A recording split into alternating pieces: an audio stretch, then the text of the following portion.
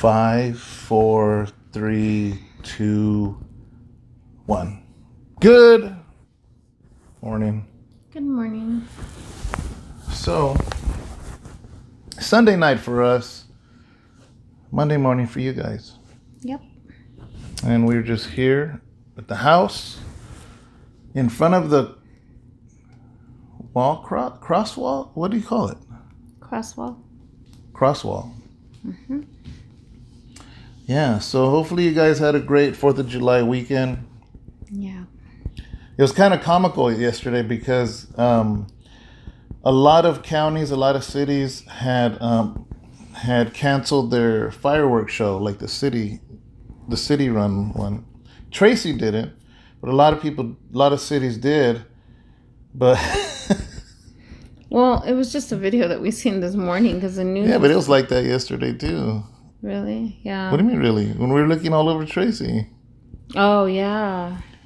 It was funny in a way. Well, it was funny because, people were told to stay home. People were told, but yet, you could all through the whole cityscape, nothing but fireworks going on, and I was like, wow, okay. It was just, we were out in the country. It was just David, myself, and his mom and dad, and we were outside in the ranch, and we just started by ourselves. Mm-hmm. And everything was silent. I was like, is there any coyotes out here? But everything was silent. But all you can just see is everything lit up. And I'm like, whoa, yeah. I've never seen that much. I mean, every year, obviously, people get fireworks, illegal fireworks. In our county, we have fireworks stands, but it's like the little stuff, not stuff that shoots up. But yeah, that didn't matter. The whole skyline was lit up, Yeah. So it was interesting. Yep. Well, not interesting. It was just cool, actually. I enjoy seeing that. So there's a lot of cool fireworks out there. What? What? What? Nothing. Why'd you get quiet all of a sudden? I don't know. Just to see what you would do. That was weird. Why are you doing it again? I don't know. What's wrong with you? Nothing. What's wrong with you? Oh my God. Today was really cool. You guys saw what I seen. What we seen. He won't know until I actually say it right now. Yeah, I don't know what you're talking about. We went to go pick something up. And when we were leaving the parking lot, there from a restaurant, I guess there was some people that had picked up maybe their food from there, and they set up a little table outside in an empty parking lot. You know the fold-up tables you could fold in half? Mm-hmm. And people put them in their trunks? So they had set up a table like that, and they had their chairs. And it maybe looked like a family of maybe veterans or some older people. And, that gave me an idea, though. It was for our date?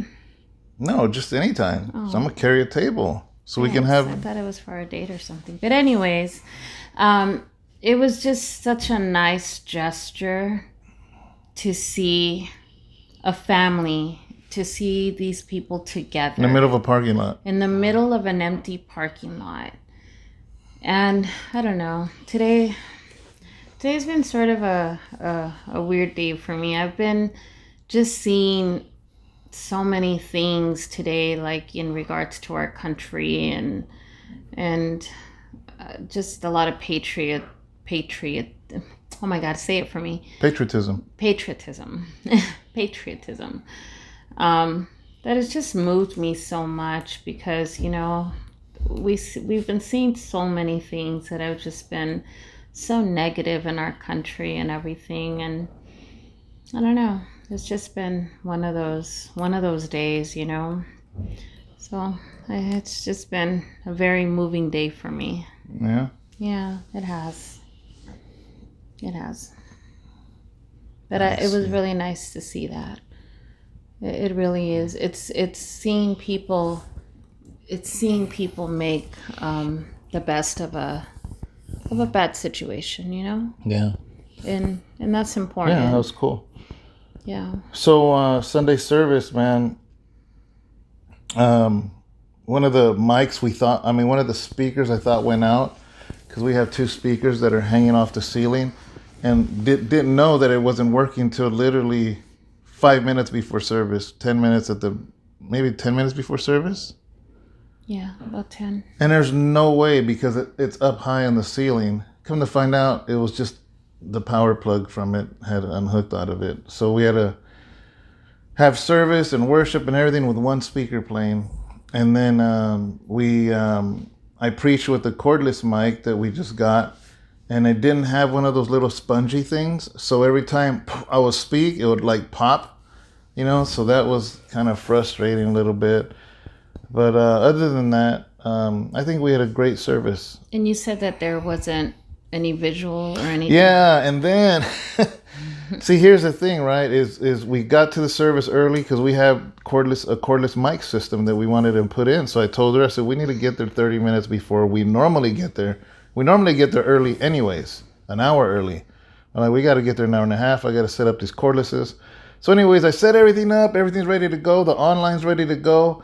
And usually I run through the worship to make sure the camera's on you for the songs, because it shows the lyrics and then it shows a little video of you. But right when you were going to practice, that's when I realized the speaker wasn't working. So I completely forgot to set the video camera for during worship. And then I was dealing with that speaker all the way up to the point of 10, and we had to start service. So we had worship and didn't show you. Yeah. Yeah, but you guys got to sing along. You were able to hear you and see the lyrics. Yeah, that was a whole... Well, you didn't even know. It was really hard to maneuver and get used to the new mic. Why? I don't know. A lot of people said that it was very staticky too, and Who? They said that it was... It had nothing to do with the mic. I told you what it was. Oh, well, guys... The blue mic, I said, was too loud. Remember how okay. Abraham... I explained that to you earlier. Oh, okay. So he figured it out, guys. He figured out why it was... distorted. Yeah, why it was distorted. The little blue mic you see, if you notice when I preach, there's a little bluish mic right there. That thing picks everything up. So Abraham has to turn it down while you're singing because it's so loud. Mm. But then he has to turn it up when I preach. So if you've ever noticed in the beginning, remember a lot of people said, I can't hear him because after worship, he would forget to turn it back up. Yeah. So this time it was turned all the way up. He forgot to turn it down for worship. So because of that, it distorts the sound. And I think this time everything was just kind of... We're thrown off because of that speaker. We're just like all messed up about it. So yeah. But besides that, guys, we were just blessed to be able to, to worship freely. Which I found it interesting. We have these issues at the same time that supposedly we couldn't sing worship in California, and I just found it ironic that all these things are, things are happening and whatnot. But we still worship. Yeah. Because that's what we do, There's a verse that I was supposed to add into the sermon and I forgot, where Jesus talks to the Samaritan woman at the well, and he says, the day will come when they will worship in spirit and in truth. Amen. The time will come when true worshipers will worship in spirit and in truth. So actually, that was kind of supposed to be my ending, and I completely forgot to right now. So if you guys watched the sermon, just consider that the ending. Amen. Yeah. So I wanted to talk about something today about Paul. Okay. You good? Yep. Okay. The Apostle Paul, I'm sure most of you know, but in case you don't, the Apostle Paul wrote a huge portion of the New Testament. But before he was the Apostle Paul, his name was Saul, and he was a Pharisee. A Pharisee is a very religious Jewish person, that they lived like everything to the T. They memorized scripture. They considered themselves holy and above anybody else. So like if you were not part of their little sect, their little whatever, you had to literally go across the street from them because they're too holy. And they were called Pharisees. well, Paul, before he was called Paul, was called Saul. He was a Pharisee. Not only that, but he was a well-respected Pharisee, to the point that one of his teachers was one of the most respected men within the Pharisee school of thought, or whatever they were. And Paul was one of them. And to the point that he knew the Bible so much, the Old Testament so much, that sometimes we think we're wiser than what we are. Yeah. Okay. So he, when he saw people following after Christ, after Jesus, Saul got mad. He says, we're Jews and we follow God, the one and only true God, the God of Abraham, Isaac, and Jacob, the God of Moses. What are you people doing? Why are you worshiping this man named Jesus? And he was so adamant and so angry that he hated Christians. He hated Christians. And it even got to the point where he went searching for them to arrest them so they can be persecuted, killed, whatever. And there's one point in the book of Acts, there was this young man named Stephen, and he was preaching.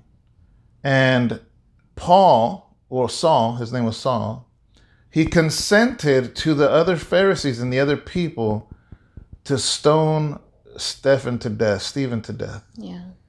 And he witnessed that and was there. He witnessed it. He nodded his head. The people with the rocks, and I'm not talking about little rocks, I'm talking about boulders, stones, sharp, jagged edges. He basically held their coats for them while they killed Stephen. So not only did that, he had warrants for other Christians. He wanted to crush Christianity. He wanted to demolish and get rid of them. Yeah, because he thought he was right. Yeah. He thought he was right. And the whole time he was fighting against God. So finally he found out that a lot of the Christians fled to this city of Damascus. And he went to the leadership and he's like, you got to give me a warrant for them. I got to get to them because Damascus was a huge port where a lot of commerce happened. He's like, we cannot let this Christianity hit Damascus because then it'll spread throughout the Roman Empire. Mm-hmm. We have to crush it and nip it at the bud now. He got the papers to have permission to go and bring those Christians back so they can stand before the judge in Jerusalem. So on his way over there, the Bible says he saw a real bright light to the point that he fell. And he heard a voice say, Saul, why are you persecuting me? And he knew it was the voice of God. And he's like, who are you? How am I persecuting you?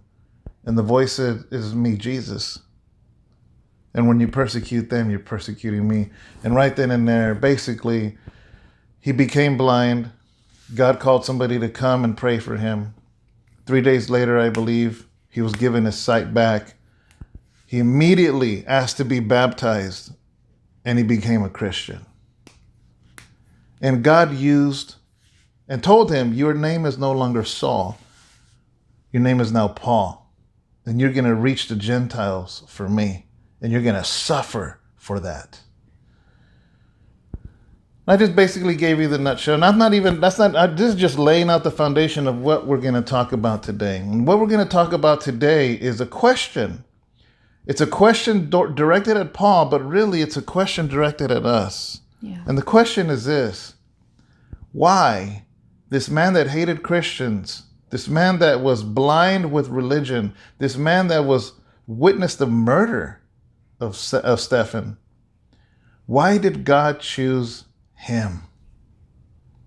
Because I think in really talking about that, maybe we can discover a question maybe we have deep down inside.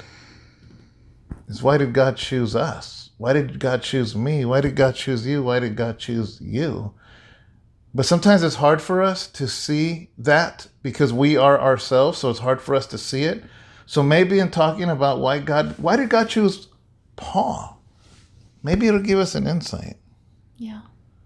So why do you think this man that was so stubborn against God and hated Christians, Like, I don't have the answer. It's just an open forum. Like, why would God choose a man like that was so vengeful and hateful? I think because he was so, I mean, this is my opinion, Yeah. but I think because he was so devoted to what he was taught. You know, you got to remember, he was so devoted to what he was taught, and that's what he knew. And he was so loyal and devoted to what he thought was right, you know? So what did God see in that? I think God saw commitment, loyalty. He saw all of that, and he saw boldness. He saw everything. Just misdirected? Yes, misdirected. And I figure if he can be used for that in the wrong, can you imagine what he can do for the kingdom of God? I agree with you. Yeah. I agree with you, because out of all the Pharisees, why was he the one saying, I need a warrant, I need to bring them, I need to crush it, Yeah. I need to stop them? It makes sense. So God's like, oh, I can use a man like that. Yes, absolutely. You know, absolutely. I think a lot of the times there's people that sometimes are misguided and they are misled, you know. I mean, you know, a lot of the times where we grow up in a whole different environment or a whole different religion or in a whole different thing, we kind of grow up with what we're taught. And it doesn't mean that our intentions are bad, but it's what we grow up in. Yeah. You know? And God still knows our heart, and it doesn't, you know, but it's what we do with when our eyes are open. It's what we do when we're freed. You know, once we do know the truth, what do we do then? Yeah. You know? Yeah. Paul had a choice to make. Yeah. Like, you know, I believe you. I agree with you exactly. I would have said the same answer, but I have a couple other reasons why I think, as you were talking, a couple other reasons popped in my head of maybe why God chose him. Mm-hmm. He had credentials. He was well respected. He was well educated. Yeah. And he knew the law. He knew the Old Testament. I mean, he knew, man, for him to be a Pharisee, he memorized the entire Old Testament by heart. He had to. You couldn't be a Pharisee and not know it by memory. He had knowledge. Filled with knowledge, yeah. And his mentor was a part of the Sanhedrin. The Sanhedrin was like the what's the high court called here? Supreme Court. Supreme Court. So his teacher was a man named Gamaliel, and he was Paul's mentor. So, you know, God's like, I can use that. Yeah. You know, and I think that gives it a good insight, because it's like, why would God choose somebody like that? Actually, made me think of a verse in Romans chapter 1. Or it might be 1 Corinthians, man. Yeah, 1 Corinthians, sorry. Okay. Chapter 1? Yeah, chapter 1. Okay. And it says, guys, I wasn't ready for this. It just popped in my head, and I might not even find it, so I'm just gonna share it. Okay. Well, this isn't the one, but this fits to what I was gonna say. 125. Oh, it is what I wanted. But I'm gonna start at 25. Okay. It says, because the foolishness of God is wiser than men, and the weakness of God is stronger than men. He says, for you see your calling, brethren, that not many wise according to the flesh, not many mighty, not many noble are called. But God has chosen the foolish things of the world to put to shame the wise. And God has chosen the weak things of the world to put to shame the things which are mighty. 28. And the base things of the world and the things which are despised, God has chosen, and the things which are not, to bring to nothing the things that are. 1 Corinthians? Yeah, 1 Corinthians chapter 1, 25, 26, 27, 28. Okay. Christ is God's ultimate miracle and wisdom all wrapped up in one. Human wisdom is so tiny, so impotent, next to the seeming absurdity of God. Human strength can't begin to compete with God's weakness. Take a good look, friends, at who you were when you got called into this life. I don't see many of the brightest and the best among you. Not many influential, not many high society families. Isn't it obvious that God deliberately chose men and women that the culture overlooks and exploits and abuses?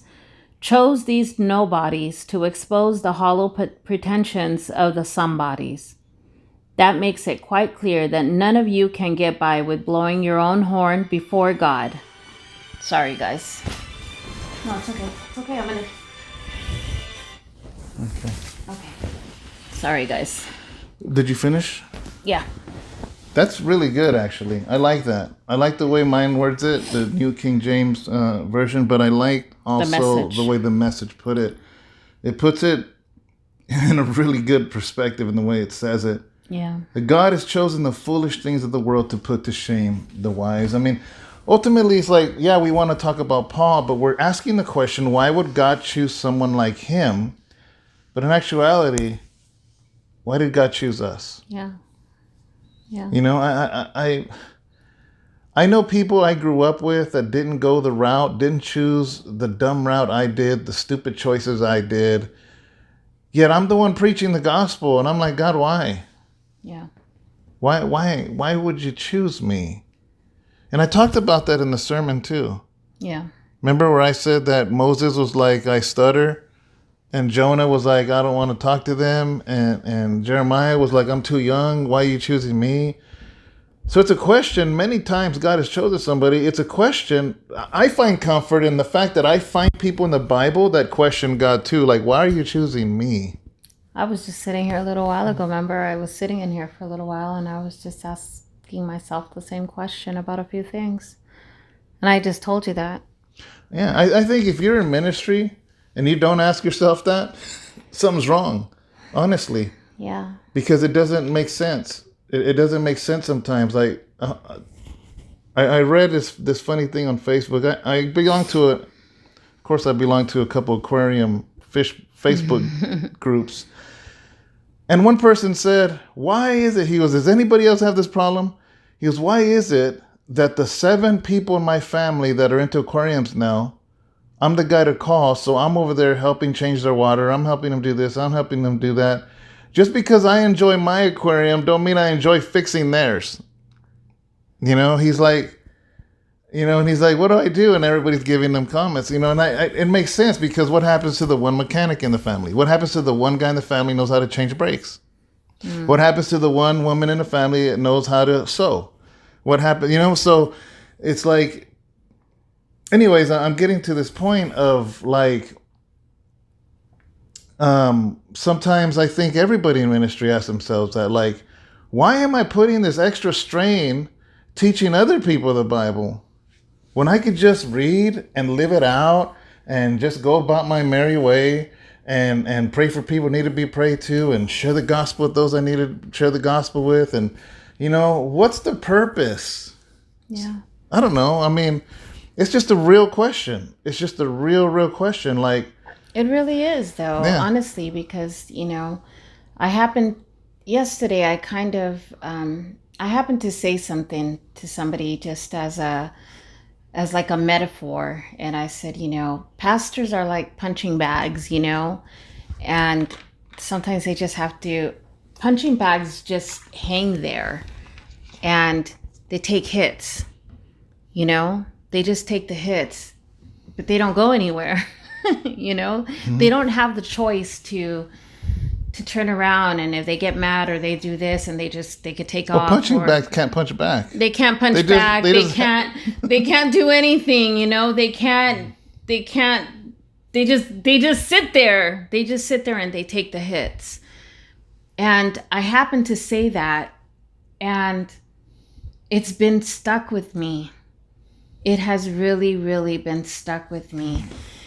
And I, like today, I was sitting in here a little while ago, and I just sat there, and this morning I was in a rush. I was cleaning the church, and I was disinfecting, and I was doing this, and I'm not complaining, guys, at all, because I love doing the things for the Lord. It's my heart, and it's what I love to do. But I'm like, man, I go and I do that, I do this, I do this, I'm just thinking of just everything, what my days are like, and what my home life is like, what I rush home to do so that I can go do ministry, that I can do this and do that. And then when it comes to being able to be a blessing to somebody or anything like that, I'm not. I just kind of feel like somebody can't even come to me, or they can't even open up with me or any of that. But yet then I'm okay to be that person to do everything else, and I guess it just really got me to thinking a lot, and I just felt like that punching bag, and it sometimes feels like a really lonely place sometimes. It really, really does. And it made me reach out to my pastor's wife, that I had been around for 22 years. And you guys got to remember that, she was a spiritual mom to me for so long, and I had to message her and just pour out my heart, and and I wanted to seek out the encouragement and the wisdom from a woman that I know that is walking with God for over 50 something, 60 years. And I just needed to hear that encouragement, because it was so needed. And I got that today, and I received that word this morning, and it felt so good to do that. It felt really, really good to be able to receive that word today. Yeah, I think Paul, there was times where he'd be like, man, I've been shipwrecked, I've been beat, I've been left for dead, I have starved, I've been chased out of town, I've been hated. And I think he had asked himself, what am I doing this for? And then he would remember, I'm doing this unto God. Yeah. And Jesus said something to Paul. So Paul's blind for 3 days. Jesus appears to Ananias and tells Ananias, I want you to go pray for somebody. His name is Saul. And Ananias like, you want me to pray for that guy? That guy hates Christians. Don't you know he wants to kill us? And Jesus says something amazing.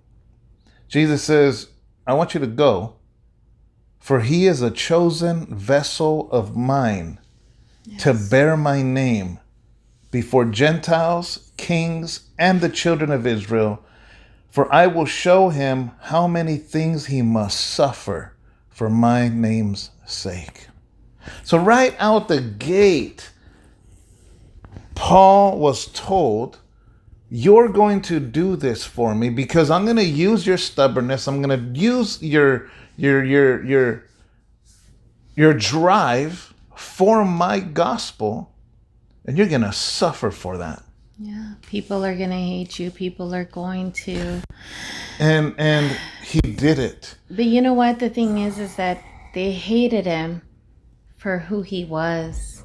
They hated him for what he was. Before, you mean, or, yes, or as a before. Christian? Well, they hate him as a Christian too. Well, though. yeah, but because they really truly didn't believe in his transformation, because they didn't know who he was, Yeah. Yeah. One of the last written words that we have from Paul before he died, he lived a long life preaching, evangelizing, healing, casting out demons. is one of the last, in 2 Timothy, he tells Timothy toward the end of that letter, and that's the last we have of Paul before he was beheaded. And he says these words. He says, I have fought the good fight. Yeah. I have fought the good fight. And I think that's beautiful, Well done, my good and faithful servant. So it's like, sometimes we ask, and I don't think you can blame anyone is when somebody says, why do I do this?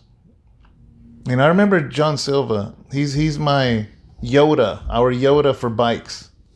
Our cycling Yoda. Yeah, he fixes everything, and he does everything. Yeah. And turn that music on. Yeah. Hold on, guys. All right, guys, we're back. Sorry about that. Matthew didn't know that we were recording.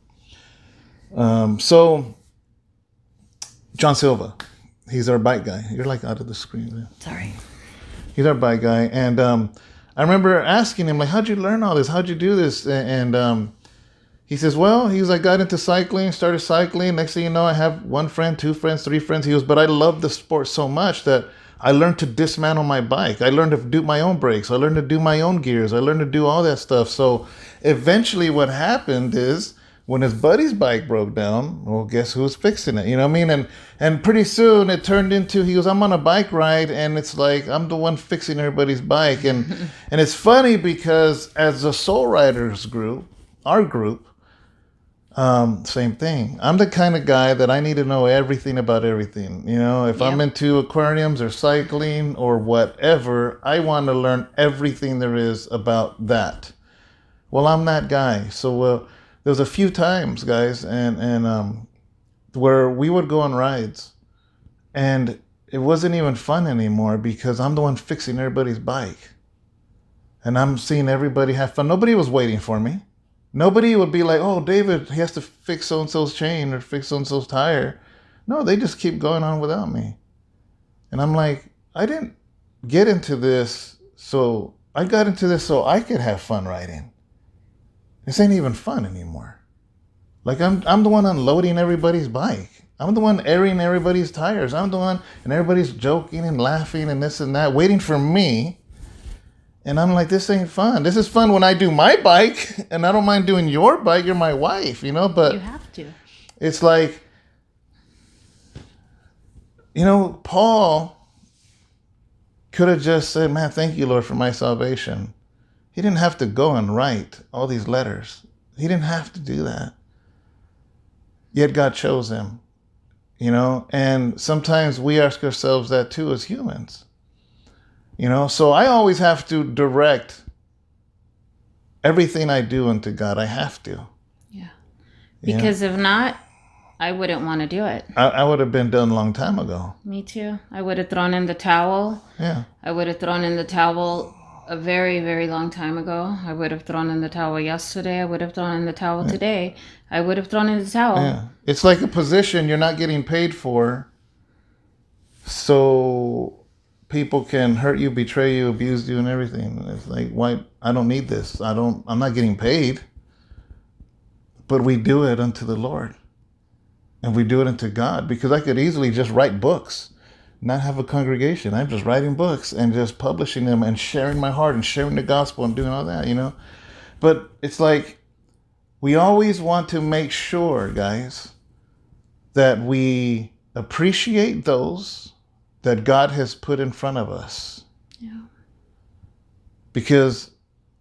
Or you be appreciated for who God has put you in front of them. Because if everybody just did their own thing, let's say nobody sat with you and gave you a Bible study. Let's say nobody sat you and gave a sermon. Let's say nobody sat you and gave you a living example. Where would you be without that? Maybe you'd be fine. Maybe you wouldn't. Maybe you wouldn't. Well, I remember when I got to Atwater, there was no Bible study group there. There was no group there. There was no nothing. And I chose to go into a classroom and study my Bible on my own. And eventually it turned into a group of 13, 14, 15 guys.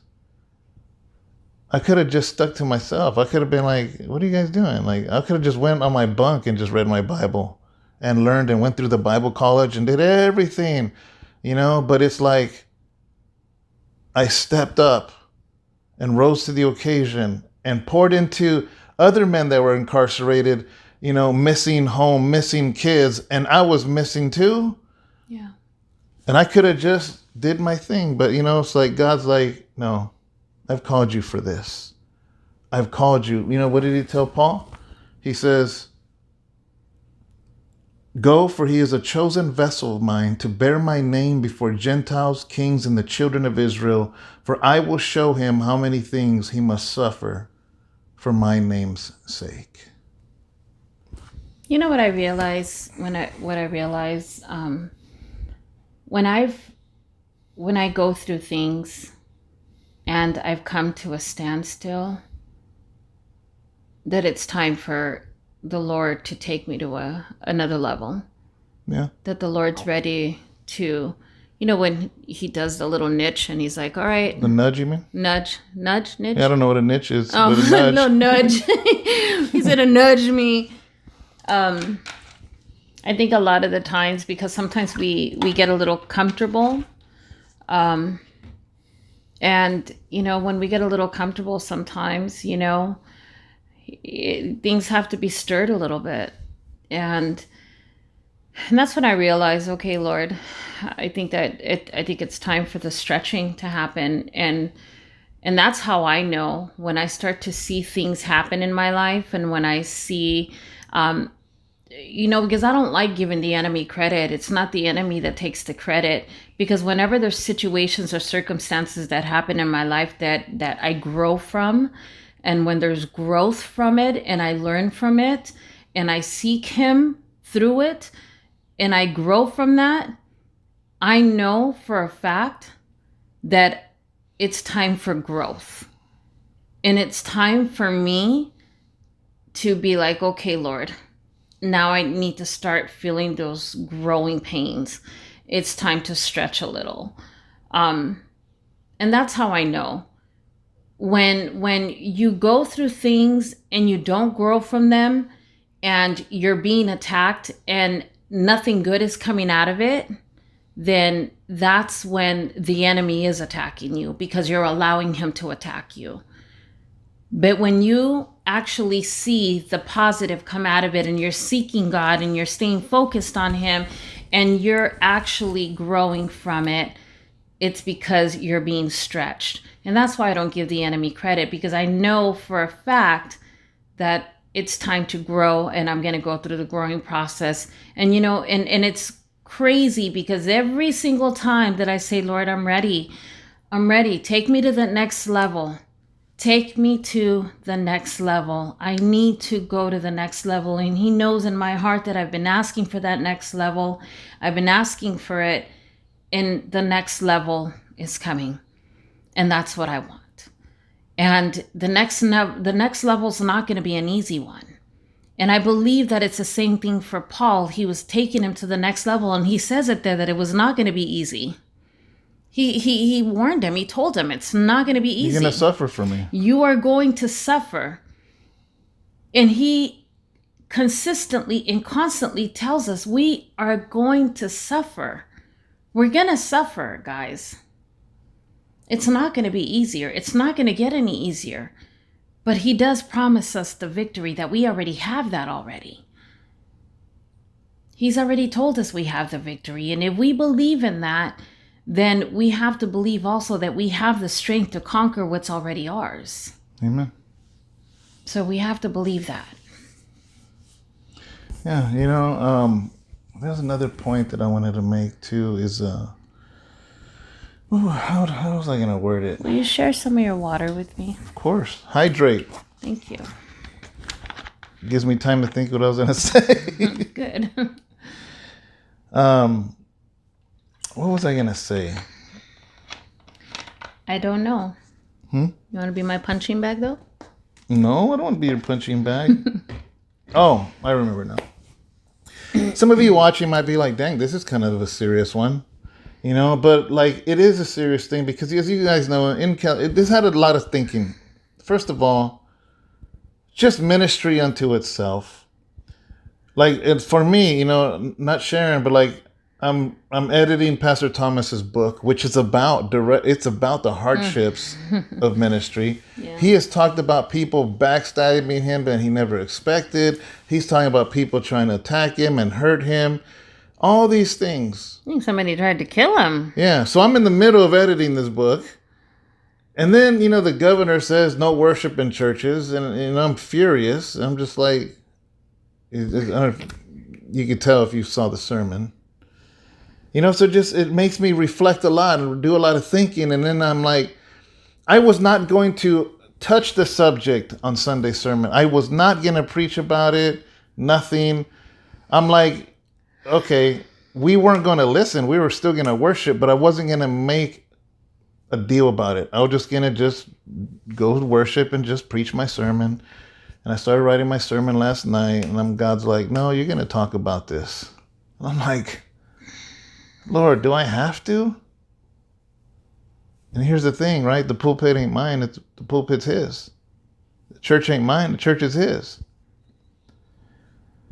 So I ended up preaching this thing, right? And I have no idea the repercussions. I have no idea what's going to happen. Maybe nothing's going to happen. Most likely nothing was going to happen. What if something would happen? What if somebody was watching online and they call the authorities and this and that? Next thing you know, I'm the one on CNN. Made to look like a lunatic, like as if I don't care about nobody and I'm just sitting there worshiping because we don't, how they would paint the picture. Because you never know, you never know. And then in the whole time, I'm like, God, and then honestly, God, like who's really going to be there? If the hammer would ever come down on house of rest, who's really going to be there? Who's really going to have our back? And I said, you know what? I don't know. That's just being real. That's just being real.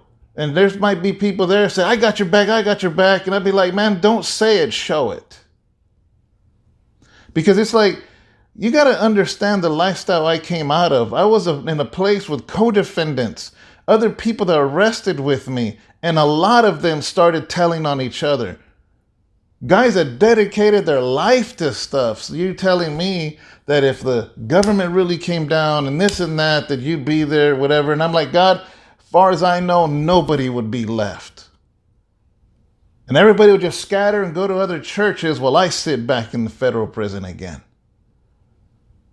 And that's where I had to, like me, I didn't even share that with you, but within myself, as I was getting ready to preach this sermon today,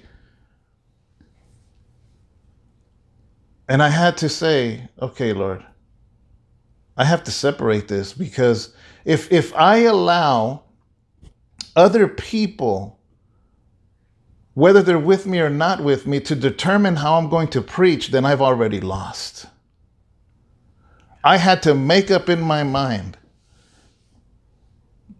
that whether there's everybody or nobody, am I still going to preach your word? And that's what it came down to. And that's kind of, I think, the seriousness of today's video is that this is things I had to settle within myself. Because when they said close the churches, I closed the church. When they say wear a mask, we wear masks. When they say you got to take temperatures at the doors, take temperatures at the door. And they say eliminate most of your chairs in the churches and put 6 feet apart and this and this and this. I'm like, okay, I'll do it. Because I care about the people. I don't want nobody to get sick. And the sickness is real. You guys know that we know of people that really had COVID. So it's a real thing.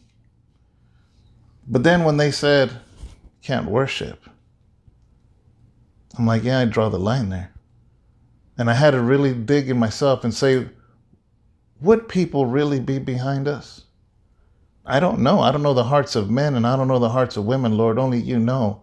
So I can't base it on whether there's people there or not. It's what are my convictions toward you, Lord? Yes. And I settled it in my heart that I'm not going to preach what I preach because it's a full building or not. It's this. It's a chosen vessel of mine to bear my name before Gentiles, kings, and the children of Israel. For I will show him many things he must suffer for my name's sake.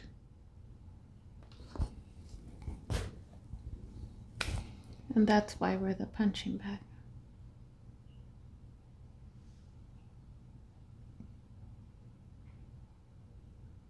You know, And I don't that's know. okay.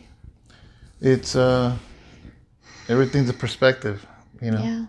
I'm not gonna end this video on like, oh no, you know, like seriously, like I see what you're saying, but I want to remind you that Jesus was the punching bag, Yeah. and He says, forgive them, because they don't know what they're doing. And I truly, honestly believe in my heart that when people use their leaders, their Bible study leaders, their pastors as a punching bag, I have to believe in all my heart that you just don't know what you're doing. I have to believe that. So, all right, guys. God bless That's it. you. We're done? I think so. Yeah, because this thing's getting really sad really fast, and I don't want this little tiny violin playing just for us. This is just being real, just talking. We're just talking, guys. You guys are family. We're just talking over coffee, you know. But just wanted to share our hearts. Is there more you wanted to say, or do you feel? Nope. Okay. So God bless you. Have a good day. Have a good week. Yeah, and just be blessed today. Just let me be. Well, I'm still in the camera. no, you're like this. Look up. I'm comfortable like this. I like putting I know, but I like putting my hand on my knees. I know, but look, there's 24 hours in the day. Our videos are roughly 40 minutes. So you have 23 hours and 20 minutes to do this, and 40 minutes to do this. But they already know that I like putting my hands on my knees, and I like doing this, and I like doing this. So should I just do this next time so you're not out of the shot? Sure. How about this? Like, seriously, stop it. Oh my God. I like doing this. Whenever you're doing the Zoom and everything, I sit there and I watch. I know, like but you're that. not the one speaking on the Zoom. You're just listening. We're talking. Yeah, but we're both on camera. But we're not doing something, so we're being comfortable and we're in the comfort of our home, and we're not trying to be all politically correct or anything, are we? Politically correct has nothing to do with being in the shot. Oh my God. We don't have to be all proper. Look, I ain't politically correct. Stop. Stop it. You better behave, guys. I'm going to beat him up. All right, guys. Have a good day. God bless you. And we'll see you tomorrow. He's driving me nuts. Say bye. You say bye. I did say bye. Say bye again. Bye. Bye. Now I said it twice. Now you owe them another bye. Make me. No, I can't make you, but... Bye, guys.